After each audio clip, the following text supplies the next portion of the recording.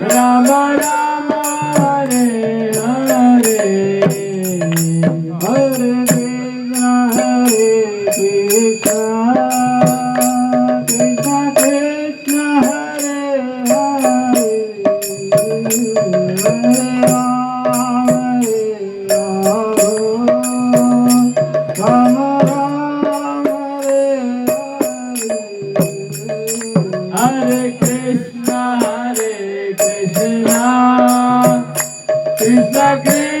Hare Hare, Hare Rama,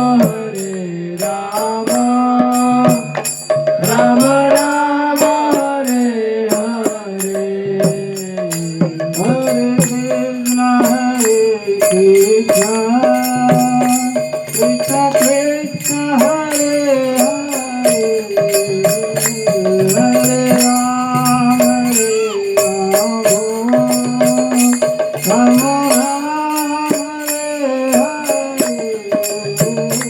Hare Krishna, Krishna Krishna, Hare Hare, Hare Rama, Rama Rama, Hare Hare, Hare Krishna, Krishna Krishna, Hare Hare, Hare Rama, Hare Krishna, Krishna Krishna, Hare Hare, Hare Rama, Rama Rama, Hare Hare, Hare Krishna, Krishna Krishna, Hare Hare,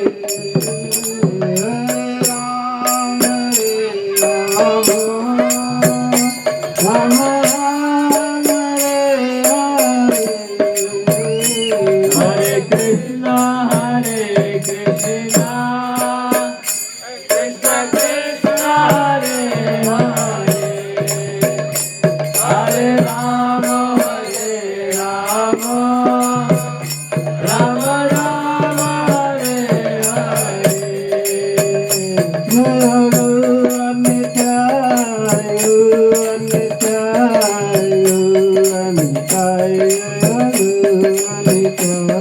Jaya Gaura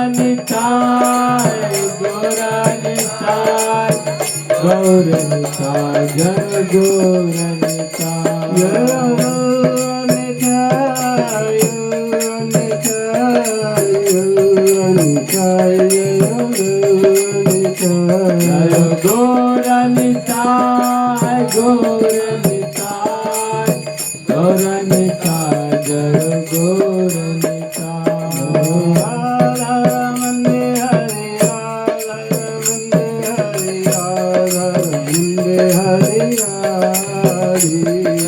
Radha Raman Hare, Radha Raman Hare, Radha Raman Hare Radhe, Radha Raman Hare, Radha Raman Hare, Radha Raman Hare Radhe, Jaya Radha Raman Hare, Radha Raman Hare, Radha Raman Hare Radhe, Jaya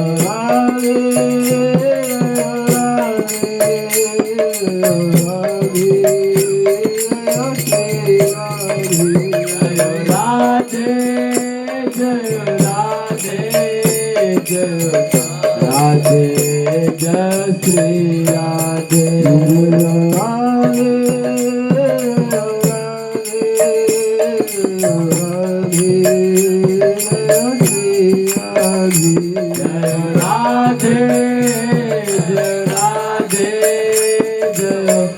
Radhe, Jai Shri Radhe, Jai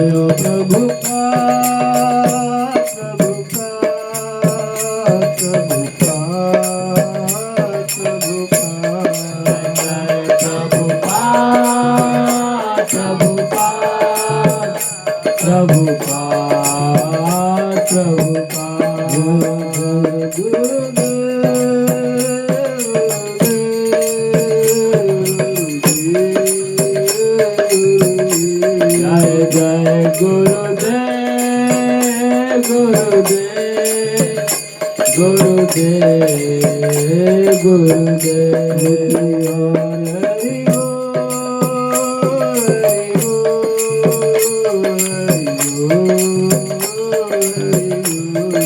गौर हरि बोल हरि बोल हरि बोल हरि बोल हरि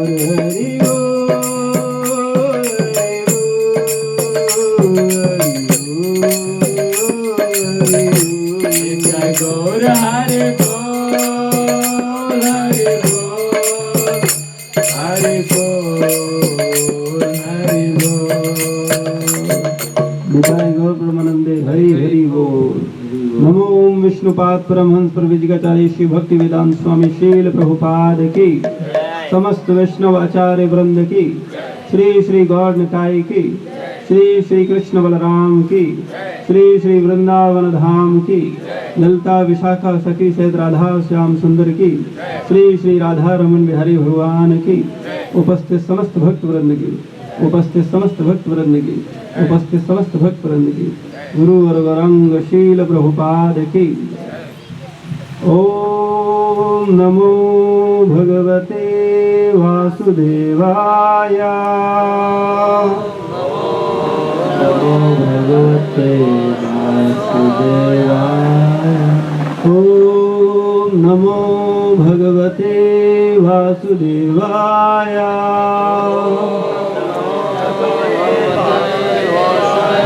ओम नमो भगवते वासुदेवाय।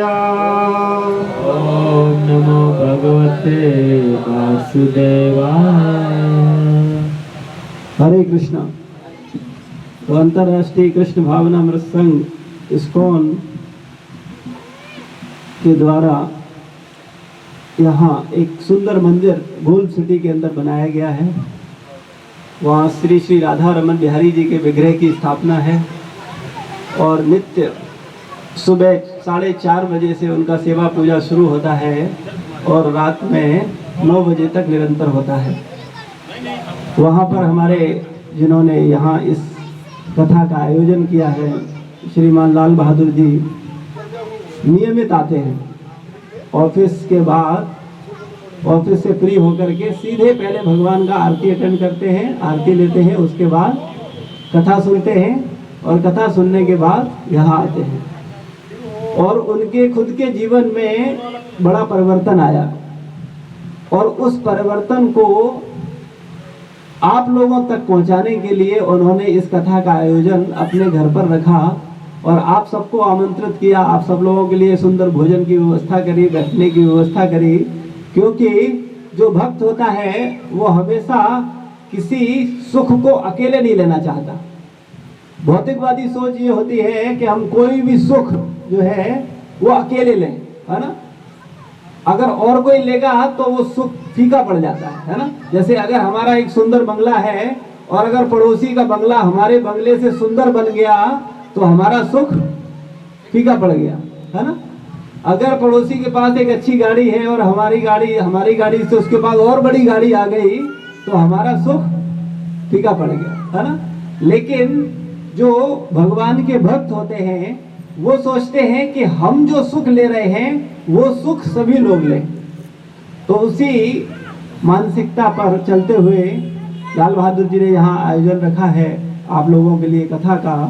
तो हम आपको भगवत गीता से कुछ चर्चा करेंगे और कोशिश करेंगे कि 1 घंटे में आपको आपके जीवन का लक्ष्य बता सके कि वास्तव में आपका मनुष्य जीवन आपको क्यों मिला है, मनुष्य जीवन का उद्देश्य क्या है। लेकिन जहाँ तक मैं देख रहा हूँ शायद मोहल्ले में माताओं की संख्या ज़्यादा है, प्रभु कम है।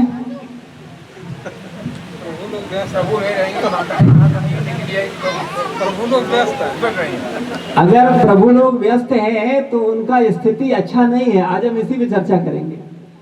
देखिए, माताएं जो करती हैं, जो पुण्य करती हैं, जो कथा सुनती हैं, जो नाम जप करती हैं, उसका 1% भी पति को नहीं मिलता। लेकिन अगर पति करता है कुछ भी तो उसका 50% पत्नी को मिलता है, ठीक है ना।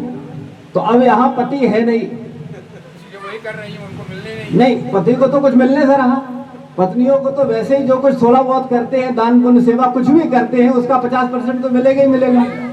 और यहाँ पर माताएं और बैठी हैं, कथा सुन रही हैं, तो उनको तो पूरा लाभ मिलेगा, लेकिन उनके जो पति हैं वो वंचित रह जाएंगे। और कथा वास्तव में हमारा विशेष प्रयास रहता है, जब सत्संग होता है कहीं पर भी, तो हमारा प्रयास होता है कि हस्बैंड वाइफ दोनों लोग आए। वो इसलिए क्योंकि पति पत्नी एक रथ के पहिए के समान है। जब हम आध्यात्मिक जीवन में चलते हैं और दोनों की विचारधारा एक होती है, तो मिलकर के भक्ति होती है, परिवार अच्छी तरह चलता है, समाज भी अच्छी तरह चलता है। और पता चला एक ने माला उठा ली, जब करने लगा और भगवत गीता पढ़ने लगा, तो पता चला दूसरा कह रहा है ये तुम्हें क्या हो गया, कौन सा सत्संग अटेंड कर रहा है, ये अचानक क्या हो गया जीवन में, है ना। तो घर में कई बार विद्रोह और विघटन की स्थिति बन जाती है। इसलिए पति और पत्नी दोनों लोगों का सत्संग में होना आवश्यक है, जिससे कि वो समझ सकें कि वास्तव में मनुष्य जीवन का उद्देश्य क्या है। तो आज हम संक्षेप में भगवत गीता पे चर्चा करेंगे और कोशिश करेंगे कि भगवत गीता का सार 1 घंटे के अंदर आपको दिया जाए। हम श्री श्री राधा रमन बिहारी श्रील प्रभुपाद गुरु महाराज से प्रार्थना करते हैं कि हम पर कृपा करें, जिससे हम श्रीमद् भगवत गीता के विषय को समझ सकें। ओम अज्ञानतिमिरान्धस्य ज्ञानाञ्जनशलाकया चक्षुरुन्मिलितं येन तस्मै श्रीगुरवे नमः। श्रीचैतन्यमनोभीष्टं स्थापितं येन भूतले स्वयं रूपा कदा मह्यं ददाति स्वपदान्तिकं।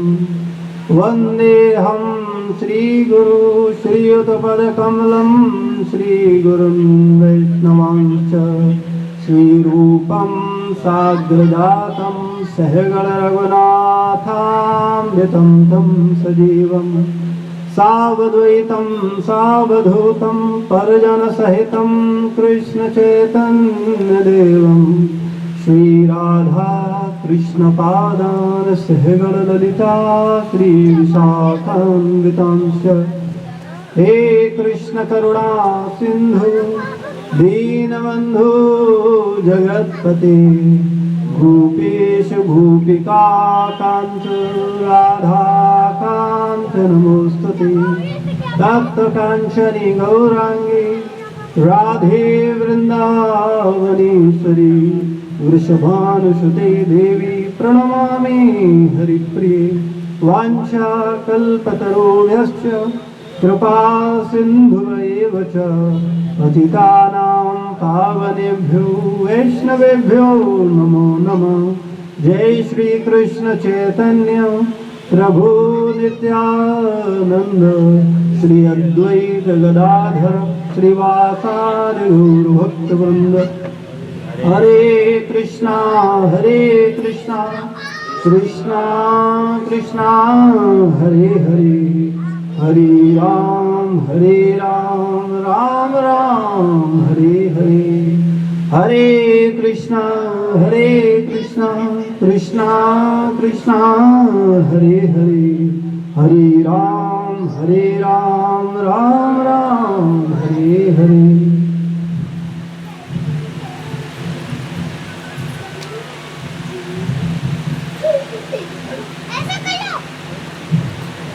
हरे कृष्णा। तो आप में से कितने लोग ऐसे हैं जिन्होंने भगवत गीता को कम से कम एक बार पढ़ा है पूरा? हाथ खड़ा करें ऊपर, माताएं प्रभु जी में जितने लोग हैं। चलिए बहुत अच्छा है। कुछ लोग तो यहाँ हैं जिन्होंने भगवत गीता को कम से कम एक बार तो पढ़ा है। भगवत गीता है क्या पता है? कितने लोगों को पता है भगवत गीता क्या है? भगवत गीता कब कही गई, किसने कही? देखिए ये कथा जो है सत्संग है, इसमें आप लोगों को भी बोलना है। ये नहीं कि यहाँ श्रोता बन के बैठे रहे, और श्रोता का मतलब दूसरा क्या होता है? सो गए। वक्ता बोल रहा है, हम अपना सो गए और कथा समाप्त हुई, प्रसाद पाया और चले गए। तो ऐसी कथा नहीं होगी। यहाँ पर आपको क्वेश्चन आंसर करने होंगे। आपको प्रश्न, हम आपसे प्रश्न करेंगे और आपको उनके उत्तर देने हैं, ठीक है? और आप लोग भी प्रश्न करेंगे। कथा समाप्त होने के बाद आपको पूरा मौका दिया जाएगा कि आप अपनी जिज्ञासाओं को रखें। तो तो वाला पहला प्रश्न है, भगवत गीता किसने कही? कौन बताएगा आप में से? हरि बोल। माता जी के लिए हरि बोल बोलेंगे सभी लोग। हरि बोल। किसको कही भगवत गीता? किसके लिए कही गई? अर्जुन को? नहीं, ये उत्तर ठीक नहीं है, और कोई बताए। अर्जुन को माध्यम बना करके समस्त जीवात्माओं को भगवान ने भगवत गीता का उपदेश दिया, है ना। केवल अर्जुन के लिए नहीं है भगवत गीता, इसीलिए शायद हम लोग भगवत गीता पढ़ते नहीं है, है ना, क्योंकि हम सोचते हैं अर्जुन के लिए भगवत गीता कही गई थी, हमें क्या जरूरत है। हाँ, अर्जुन निमित्त है, अर्जुन माध्यम है। अर्जुन को माध्यम बना करके हम लोगों के लिए भगवान ने भगवत गीता का उपदेश दिया, जिससे कि हम क्या प्राप्त कर सके? मोक्ष। चलिए, और कोई क्या प्राप्त कर सके? भक्ति प्राप्त कर सके। भक्ति प्राप्त कर सके। और कोई? वहां अर्जुन को समस्या भक्ति की थी, मोक्ष की थी? नहीं, सत्य की। अर्जुन के साथ क्या प्रॉब्लम थी? अर्जुन वहां खड़ा था युद्ध स्थल में, कौरवों की सेनाएं खड़ी है, इधर पांडवों की सेनाएं खड़ी हैं, और अर्जुन मोक्ष चाह रहा था, अर्जुन भक्ति चाह रहा था। क्या परेशानी थी अर्जुन को? वो निर्णय नहीं कर पा रहा था कि उसे। बहुत सुंदर, बहुत सुंदर। उसे क्या करना? अर्जुन निर्णय नहीं कर पा रहा था कि उसे जीवन में इस मोड़ पर क्या करना चाहिए, लड़ना चाहिए कि नहीं लड़ना चाहिए, है ना। तो हम सोचेंगे कि लड़ाई तो अर्जुन के जीवन में थी, हमारे जीवन में तो कोई लड़ाई है नहीं, तो हमें भगवत गीता की क्या जरूरत है ना। आपके जीवन में कोई लड़ाई है कि नहीं है? अंतर्द्वंद प्रत्येक जीव के हृदय में हमेशा चलता है ना। और अंतर्द्वंद जब चलता है कि ये करें कि ये करें, तब उत्तर, अगर हमें भगवत गीता का ज्ञान नहीं है तो हमेशा आंसर गलत होगा और हम गलत कार्य करेंगे और अपना मनुष्य जीवन नष्ट कर देंगे, है ना। भगवत गीता का मतलब है प्रत्येक व्यक्ति को जीवन में उसके जो उत्तर है, पल पल प्रत्येक व्यक्ति के मन में अंतर्द्वंद होता है कि उसे ये करना चाहिए या ये करना चाहिए, ऐसा करना चाहिए कि ऐसा करना चाहिए। अर्जुन के मन में भी द्वंद था कि वो युद्ध करे या युद्ध ना करे।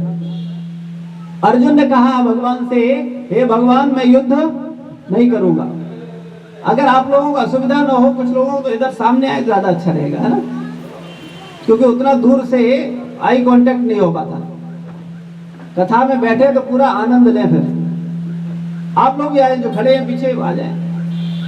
ये आम कथा नहीं है, ये प्रॉपर चर्चा का विषय है और आपसे भी प्रश्न किए जाएंगे। इधर इधर निकल आइए, इधर निकल आइए।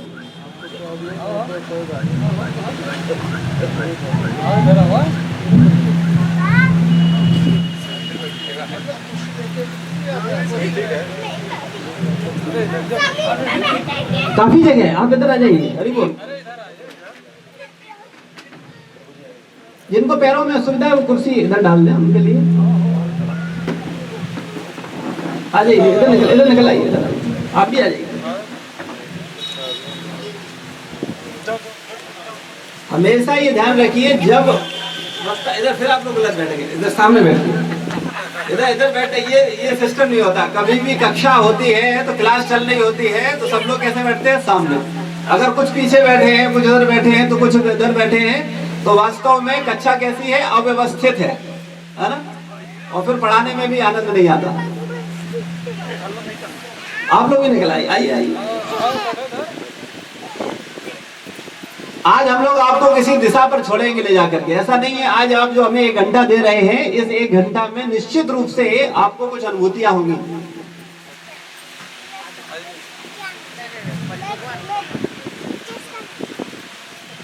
हरे कृष्णा। तो अर्जुन के मन में प्रश्न ये था, अर्जुन के मन में विचार ये था कि वो युद्ध नहीं करेगा, है ना। क्यों युद्ध नहीं करेगा? क्योंकि उसे लग रहा है युद्ध जिनसे करेगा कोई उसका बाबा है, कोई उसका चाचा है, कोई उसका ताऊ है, कोई उसका सारे रिलेटिव खड़े हैं, है ना। तो अर्जुन कहता है कि भगवान, मैं युद्ध नहीं करूंगा, मैं भीख मांग करके जी लूंगा। अपने इन भाई बंधुओं, चाचा ताऊओं, इनको मार करके अगर मुझे राज्य मिल भी गया तो ऐसे राज्य का मैं क्या करूंगा? तो अर्जुन भगवान को बोला कि मैं युद्ध नहीं करूंगा। भगवान ने कहा कि तुम पांडित्यपूर्ण बात कर रहे हो, लेकिन वास्तव में तुम हो अज्ञानी, है ना? क्योंकि तुमको ये नहीं पता है कि तुम्हें युद्ध करना चाहिए कि युद्ध नहीं करना चाहिए। तो अर्जुन भगवान से प्रश्न करता है कि भगवान आप मेरा मार्गदर्शन करें, आप मुझे बताएं कि मुझे क्या करना चाहिए। तो भगवान ने भगवत गीता 45 मिनट में उपदेश दिया भगवत गीता का, और 45 मिनट में 700 श्लोक भगवान ने कहे, और इन 700 श्लोकों के माध्यम से अर्जुन का मोह नष्ट हो गया, अर्जुन का अज्ञान नष्ट हो गया, और वो ज्ञान में स्थित हो गया, और ज्ञान प्राप्त करके अर्जुन का जीवन बदल गया। अगर अर्जुन ने भगवान की बात की उपेक्षा की होती तो आज अर्जुन अर्जुन होता? आप बताइए। आज 5000 साल बाद भी हम अर्जुन को जान रहे हैं। क्यों जान रहे हैं? क्योंकि उसने भगवान के शरणागत होकर के भगवान के आदेशानुसार कार्य किया, और 45 मिनट की चर्चा से उसका माइंड वॉश हो गया, उसकी सारी मन की गंदगी धुल गई। और 45 मिनट में भगवान ने अर्जुन को भगवत गीता के माध्यम से 5 तत्व समझाए। भगवत गीता में 5 तत्वों का वर्णन है। पहला, हम आप लोगों से बाद में पूछेंगे, याद होना चाहिए आपको, ठीक है? पहला तत्व है आत्मा, दूसरा परमात्मा, तीसरा कर्म, चौथा काल, और पांचवा प्रकृति। 5 तत्वों का वर्णन है। फिर से सुनिए ध्यान से। आत्मा, परमात्मा, काल, कर्म, काल, प्रकृति, इन 5 तत्वों पर भगवान ने अर्जुन को समझाया। तो हम भी आज आप लोगों को इन 5 तत्वों को संक्षेप में समझाएंगे। पहला तत्व है आत्मा। अर्जुन कह रहा था कि मैं युद्ध नहीं करूंगा। क्यों युद्ध करने से मना कर रहा था? क्योंकि वो अपने आप को मानता था कि वो क्षत्रिय है, वो अर्जुन है, वो भीष्म पितामह का नाती है ना? हम उसके परिवारीजन हैं। पारिवारिक आसक्तियों में, शारीरिक आसक्तियों में बंधा हुआ था अर्जुन। अर्जुन को पता नहीं था कि अर्जुन वास्तव में है कौन। तो भगवान ने उसको पहला तत्व समझाया कि अर्जुन, तुम वास्तव में शरीर न होकर के कौन हो? आत्मा हो। हम लोग अपने आप को क्या मानते हैं? एक और, इसको और गहराई से जानने के लिए एक छोटा सा प्रश्न करते हैं। एक जीवित व्यक्ति में और मरे हुए व्यक्ति में कॉमन चीज क्या है? प्रश्न फिर से सुनिए ध्यान से। एक जीवित व्यक्ति और मृत व्यक्ति में कॉमन चीज क्या है? शरीर। मृत में भी शरीर है और जीवित में भी शरीर है। एक मृत शरीर और जीवित शरीर में अंतर क्या है? आत्मा छोड़िए, आत्मा तो ये सब कहने वाली बातें हैं, आत्मा बाद में जाएंगे। जीवन, एक में जीवन है और एक में जीवन नहीं है, ठीक है ना? दूसरा प्रश्न मैं आपसे कर रहा हूं, जीवन ज्यादा इंपॉर्टेंट है कि शरीर ज्यादा इंपॉर्टेंट है? जीवन। आप 24 घंटे किस में लगे हैं? जीवन में लगे हैं या शरीर में लगे हैं?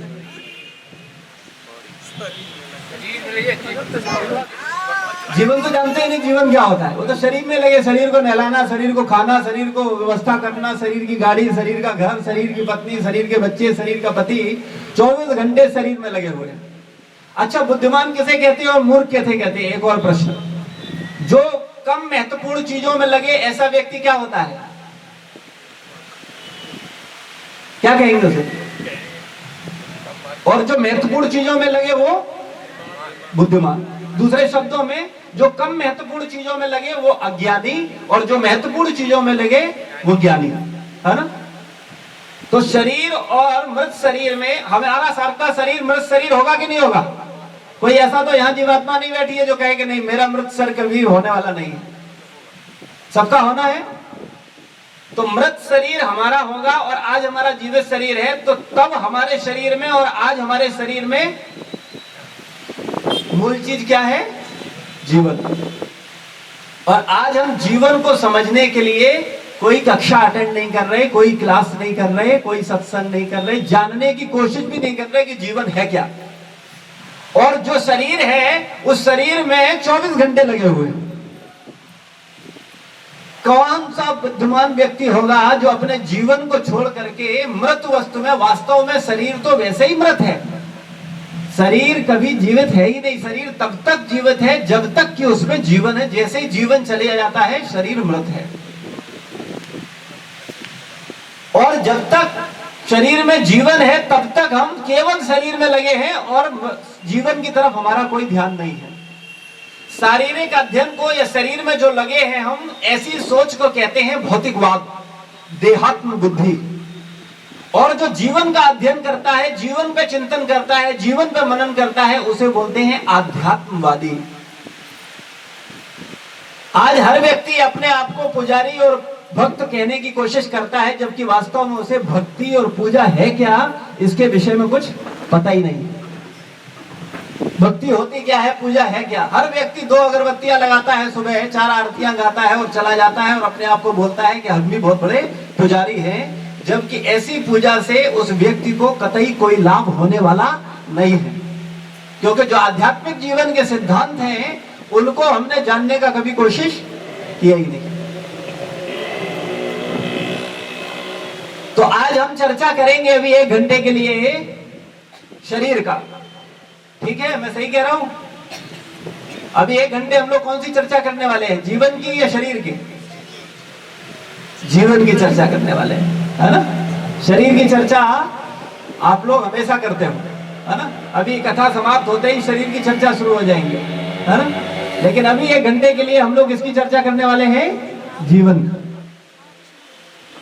तो भगवान ने अर्जुन को बोला कि हे अर्जुन, वास्तव में तुम अपनी जो पहचान नाम से, शरीर से, जाति से कर रहे हो, ये तुम्हारी असली पहचान नहीं है।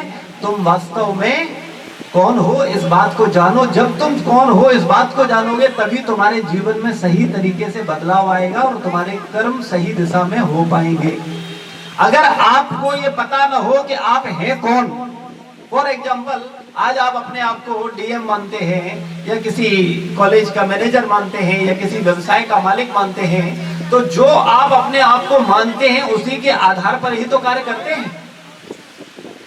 जब तक आप अपने आप को शरीर मानेंगे तब तक आप शरीर के स्तर पर ही कार्य करेंगे। और जैसे ही आप इस बात को समझ पाएंगे कि आप शरीर के साथ साथ वास्तव में असली में कुछ और हो, और ये ज्ञान हमें भगवत गीता देती है, भगवान कृष्ण देते हैं।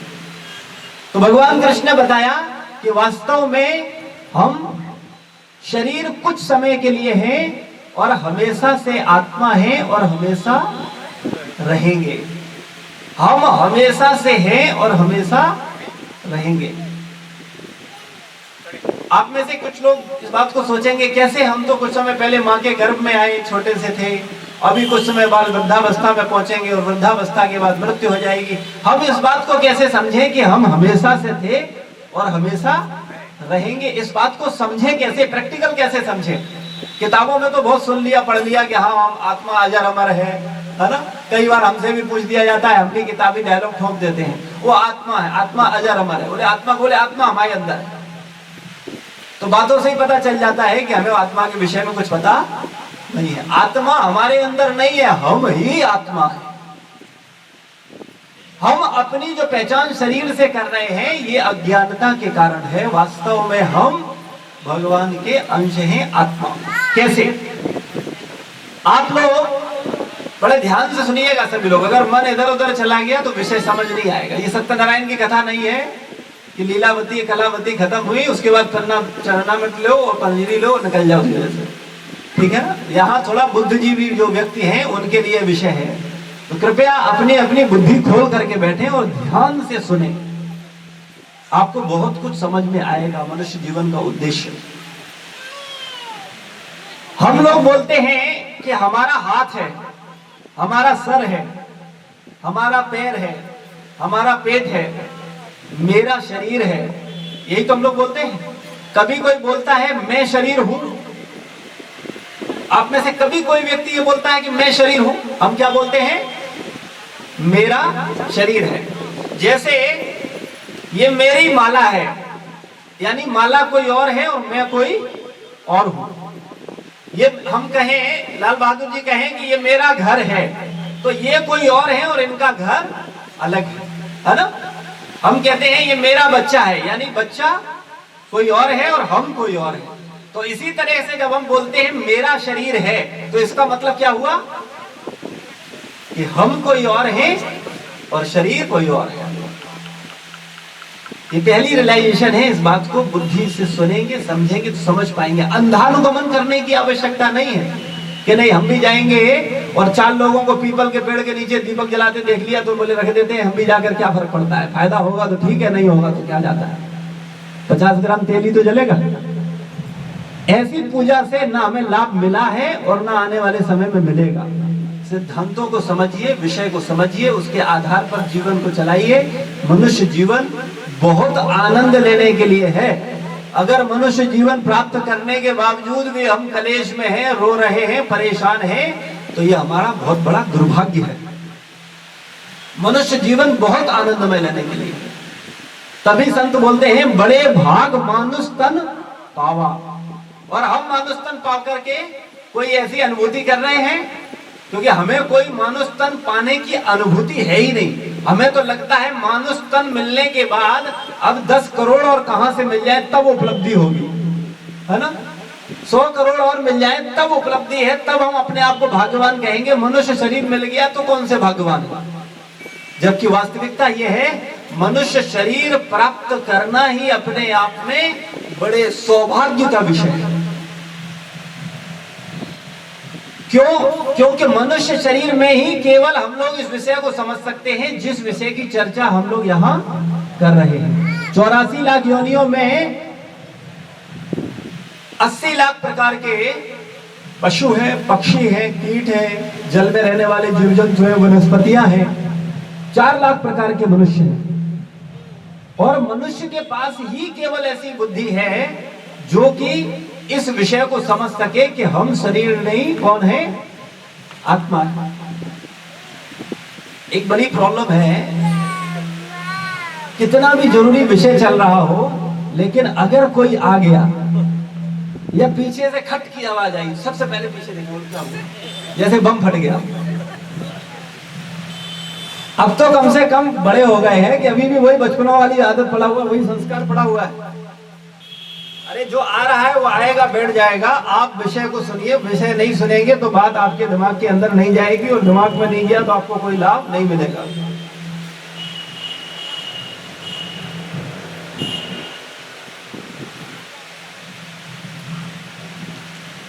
तो हम लोग बात कर रहे थे कि हम शरीर नहीं, कौन है?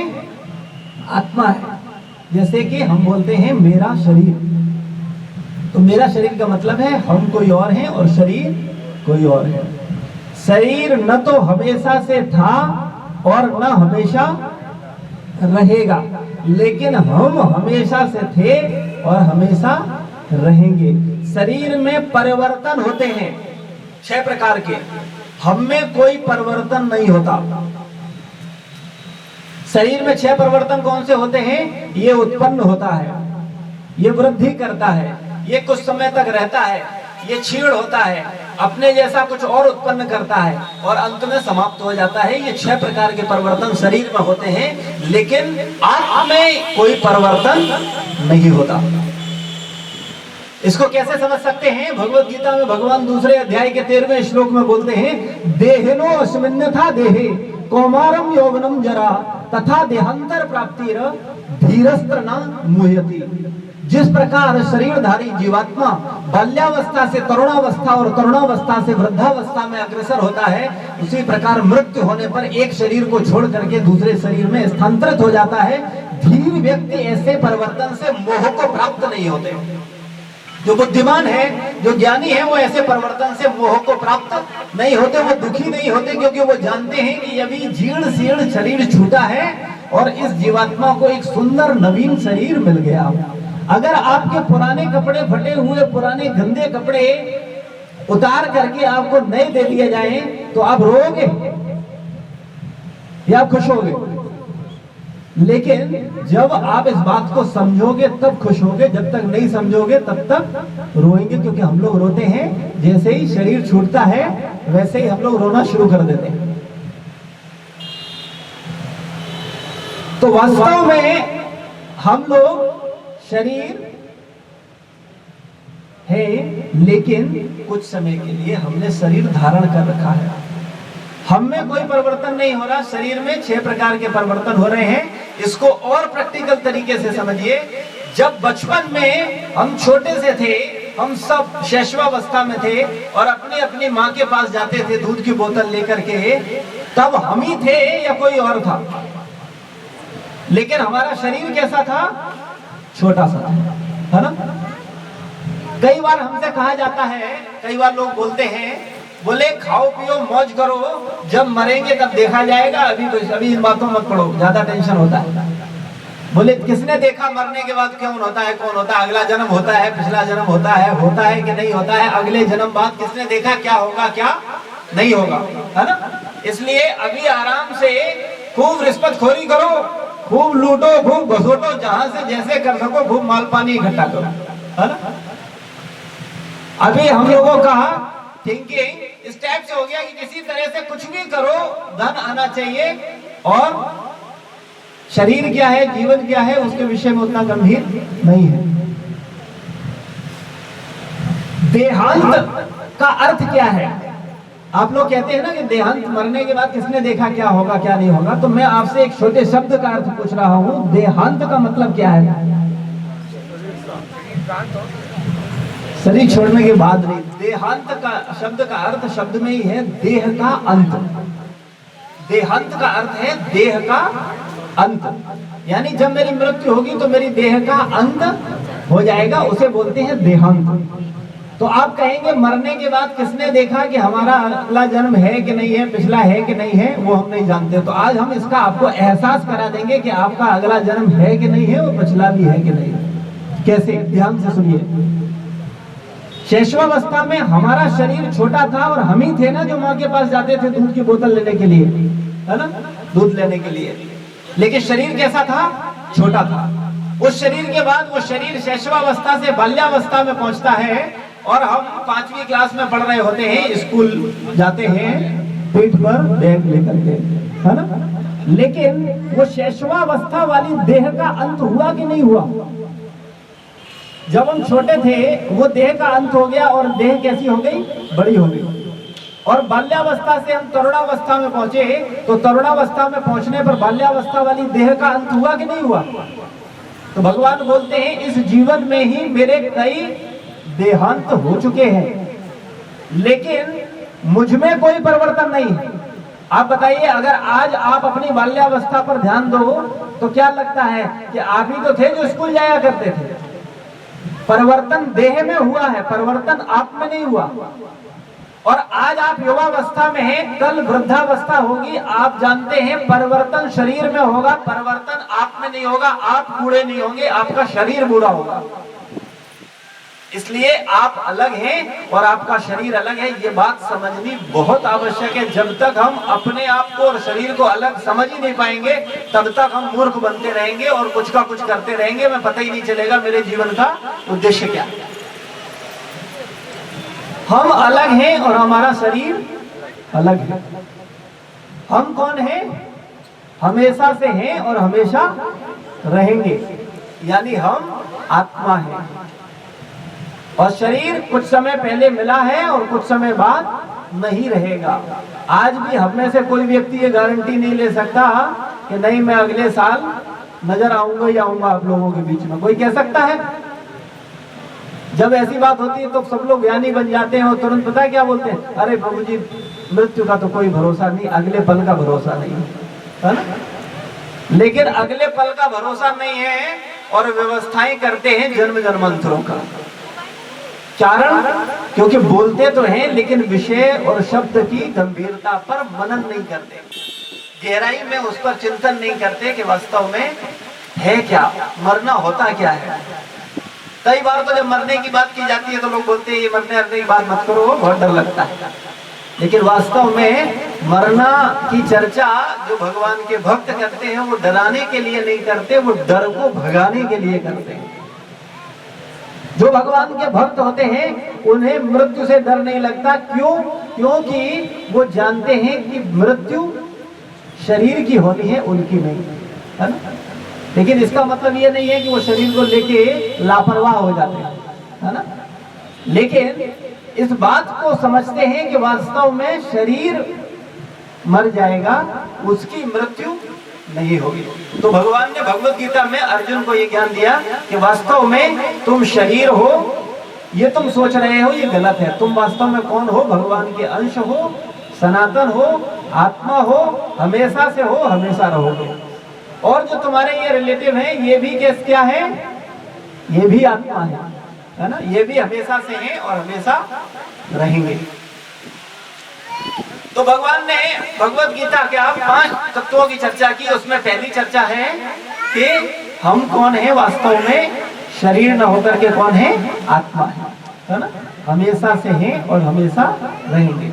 अगर आप इस बात को थोड़ा भी समझ पाए हो कि आप हमेशा से हो और हमेशा रहोगे, तो आपको अरेंजमेंट सिर्फ 20-30 सालों के लिए करना चाहिए। हम लोग घर बनवाते हैं, LIC पॉलिसियां लेते हैं, बैंक बैलेंस लेते हैं, प्लॉट जमीन जायदाद करते हैं। ये सब किसके लिए है? इस जीवन के लिए है कि अगले जीवन के लिए?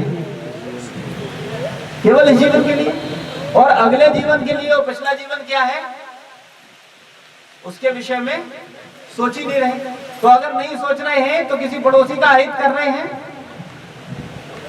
अगर हम अपने ही अगले जीवन का इंतजाम नहीं कर रहे हैं तो किसका अहित होगा? मेरा अहित होगा या पड़ोसी का अहित होगा? अपना खुद का होगा ना। क्योंकि जीवन तो लेना ही है, आप जानो नहीं जानो इससे कोई फर्क नहीं पड़ता। इसके लिए आपको और एक कड़वी बात बताएं। अगर एक खरगोश शेर के सामने आ जाता है और खरगोश क्या करता है? आंख बंद कर लेता है, तो शेर उसे नहीं खाएगा, छोड़ देगा उसे। तो अगर आप आंख बंद कर लो, नहीं मेरा अगला पिछला किसने देखा, जो होगा सो देखा जाएगा, अभी एंजॉय करो, अभी तो है ना बढ़िया व्यवस्था फर्स्ट क्लास, है ना। अगला जन्म किसने देखा? तो मत देखो, नुकसान किसका होगा? आपका ही होगा। मनुष्य जीवन इसीलिए मिला है कि आप इस बात को समझें कि आपके कई जन्म हो चुके हैं और कई जन्म होने हैं।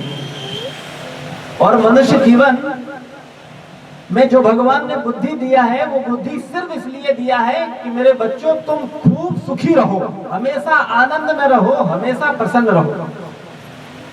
और वास्तव में हम भी अपनी मनुष्य बुद्धि का प्रयोग केवल सुख प्राप्ति के लिए ही करते हैं। अगर हम आपसे पूछें कि आप कोई कार्य करते हो, कोई भी कार्य, कोई जॉब कर रहा है, कोई व्यापार कर रहा है, कोई घर बनवा रहा है, LCD लेके आ रहा है, फ्रिज ला रहा है, AC ला रहा है, गाड़ी ला रहा है, उसके पीछे कारण क्या है? उद्देश्य क्या है? क्यों लेकर के आ रहा है? सुख के लिए, है ना। कोई भी कार्य हम लोग, अच्छा यहाँ आए हैं किस लिए आए हैं? सुख के लिए आए कि दुखी के लिए? अच्छा थोड़ी देर में प्रसाद पाके फिर यहाँ से वापस जाएंगे, किस लिए जाएंगे? सुख के लिए, आराम से सोएंगे, बहुत हो गया, है ना। अगर आप अपनी प्रत्येक एक्टिविटी पर नजर डालोगे तो आपको उत्तर मिलेगा, हर क्षण हम लोग सुख के लिए कार्य कर रहे हैं। कोई भी व्यक्ति दुख के लिए कार्य नहीं करता। चाहे वो व्यवसाय हो, चाहे जॉब हो, चाहे जो कार्य हो, वो कार्य किस लिए करता है? सुख की प्राप्ति के लिए, है ना।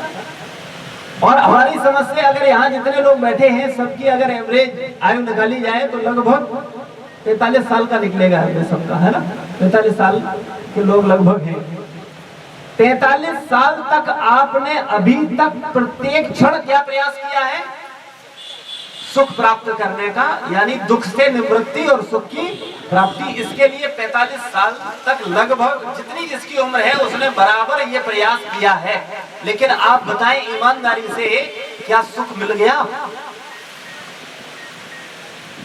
आप में से कोई ऐसा है जो ईमानदारी से कह सके कि नहीं मैं सुखी हूँ? ईमानदारी से हो तो बता सकता है, कोई दिक्कत नहीं। कोई हो सकता है कोई भाग्यवान बैठा हो जो कहे कि नहीं मैं तो सुखी हूँ। एक बार ऐसी बात चली, दिल्ली के अंदर सत्संग चल रहा था, तो वहां मैं चर्चा कर रहा था, तो एक फैमिली आई, बोले महाराज हम सुखी। हमने कैसे? बोले हमारी कोई इच्छा ही नहीं है, जैसा चलता रहा। जब भगवान ने जॉब मिल गई, जॉब में अपना जाते रहे, मालूम था प्रमोशन अपने टाइम पर हो ही जाएगा, उसके लिए भी कोई प्रयास नहीं किए। स्कूटर लाइक इनकम थी तो स्कूटर पे चलते रहे, और पैसा आया तो गाड़ी पे आ गए। हम शुरुआत से अभी तक सुखी हैं, हमें कोई टेंशन नहीं। तो हमने उनसे कहा कि वास्तव में आप ये बताओ, सुख जानते हो, सुख होता क्या है और दुख क्या है? दुख क्या है और सुख क्या है? सुख और दुख को जानते हैं हम, है क्या सुख दुख? बोले महाराज क्या दुख है? हमें तो नहीं लगता हमारे जीवन में कोई दुख है, सब कुछ बढ़िया है। तो हमने उनसे कहा कि 4 प्रकार के विशेष दुख हैं, 3 एडिशनल दुख हैं। 4 कौन कौन से दुख हैं? जन्म, मृत्यु, जरा और व्याधि। जन्म बहुत बड़ा दुख है। हम लोग बर्थडे मनाते हैं, बच्चे पैदा होते हैं, मिठाइयां बांटते हैं। जन्म कितना बड़ा दुख है, इसके विषय में संक्षेप में चर्चा करते हैं। जन्म दुख है कि नहीं है? मानते हैं कुछ लोग जन्म दुख है? मरना दुख है, जन्म दुख नहीं है। सुनिए कैसे जन्म दुख है। अभी हमने पहले एक सिद्धांत आपको क्लियर किया कि आप शरीर न होकर के कौन है? आत्मा। ये बात समझ में आई? कितने लोगों का? ईमानदारी से पहले हाथ खड़ा कर। जिनके लोगों को ये बात समझ में आई कि हम शरीर नहीं आत्मा है। तो अगर हम शरीर नहीं आत्मा हैं, तो हमारे लिए सबसे बड़ी समस्या, सबसे बड़ा दुख है जन्म। क्योंकि जन्म का मतलब होता है जब आत्मा पिता के वीर्य से मां के गर्भ में स्थापित की जाती है, तब वो मटर के दाने के बराबर होती है, और धीरे से उसमें 9 छिद्र उत्पन्न होते हैं। 2 आंख, 2 कान, 2 नाक के मुंह, जननेंद्रिय और मल निष्कासन इंद्रिय, ये 9 छिद्र उत्पन्न होते हैं। और धीरे धीरे वो आकार बड़ा होता है, और बड़े होने के बाद गर्भ के अंदर उल्टा लटका होता है, मल और मूत्र के अंदर। अगर आप में से कोई शायद बुद्धिमान धनी व्यक्ति या बड़ा प्रतिष्ठावान, बड़े ऊंचे पद वाला व्यक्ति शायद बैठा हो, जो कि जिसकी ये दुर्गति न हुई हो, कोई है यहाँ ऐसा? हम सब इसी दुर्गति से निकले हैं। मां के गर्भ में मल मूत्र के अंदर उल्टे लटके थे, है ना? आज कहेंगे अरे ये क्या, ये कौन सी बात है, वो तो सबका जन्म होता है, हमारा भी हो गया, ये कौन सी मुश्किल वाली बात है, ये कोई चिंता वाली बात थोड़ी है, इसमें कौन सी परेशानी है। हम आपको एक छोटा सा एक्सपेरिमेंट करें अगर अभी, कि अगर अभी जबरदस्ती पकड़ करके आपको एक उल्टे थैले में डाल दिया जाए, मल मूत्र भर दिया जाए और उल्टा पंखे से लटका दिया जाए, और फिर कहा जाए अब आप धन चाहते हो, प्रमोशन चाहते हो, स्त्री चाहते हो, भोग चाहते हो, क्या चाहते हो बताओ, क्या कहोगे आप?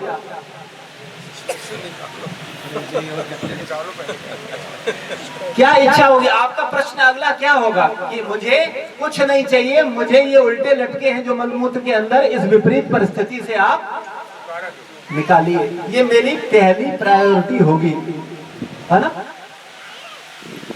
ईमानदारी से बताओ, इस स्थिति में हम जाने वाले हैं कि नहीं जाने वाले?